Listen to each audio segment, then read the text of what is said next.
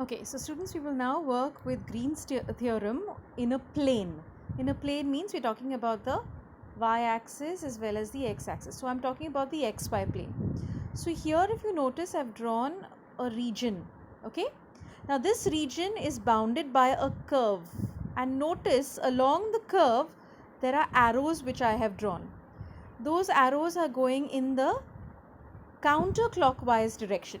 So when you're going to be using Green's theorem, along the curve that your region R is bounded, along the curve you will be moving in the counterclockwise direction. You'll be moving in the counterclockwise direction. Just remember that.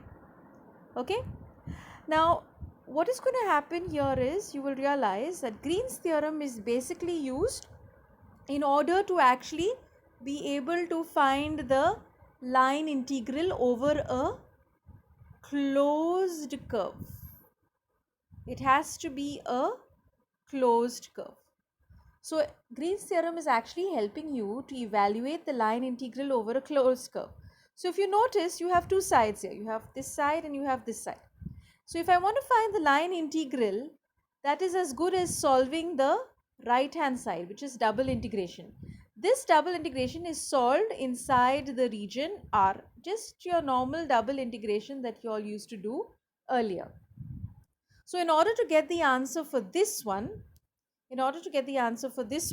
what I will say, by Green's theorem, since I have a closed curve, I know that this line integral is equal to this double integration. All I will have to do is solve this double integration. That answer that I get will give me the answer to this line integration. So the question that they could ask you is, use Green's theorem to find